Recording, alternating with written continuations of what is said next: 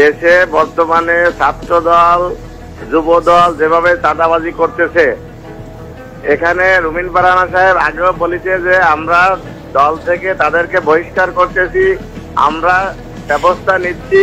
অনেক বড় দল, বুঝেন তো, মানুষের বিভিন্ন ক্ষোভ থাকতে পারে। আপনারা যদি দল সামলাইতে না পারেন তাহলে 20 কোটি মানুষকে কিভাবে সামলাবেন? আমারও কথা হইলো এই একটা, যে যারা একটা দল সামলাইতে পারে না, যারা একটা দল থেকে চাঁদাবাজকে ছড়াইতে পারে না, চাঁদাবাজ মুক্ত করতে পারে না একটা দলকে, তারা কিভাবে দেশের 20 কোটি মানুষকে সামলাইবে? কিভাবে দেশের 20 কোটি মানুষের দায়িত্ব তারা নেবে? আমি মনে করি যারা নিজেদের দলকে সন্ত্রাসী মুক্ত করতে পারে না, যারা নিজেদের দলকে চাঁদাবাজ মুক্ত করতে পারে না, যারা নিজেদের দলকে স্বৈরাচার মুক্ত করতে পারে না, তারা দেশের মানুষকে কিভাবে ভালো রাখবে? দেশের মানুষ কিভাবে তাদের হাতে দেশ দিয়া শান্তিতে থাকবে? আমার বোধগম্য নয়, আমি বুঝি না, আমার মাথায় এগুলো ঢোকে না। কারণ তারা নিজেদের দল চালাইতেই তো ব্যর্থ।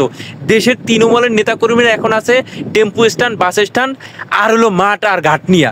তাদের চাঁদাবাজি হইলো ওই জায়গায়, তাদের খাওয়ানো হইলো ওই জায়গায়।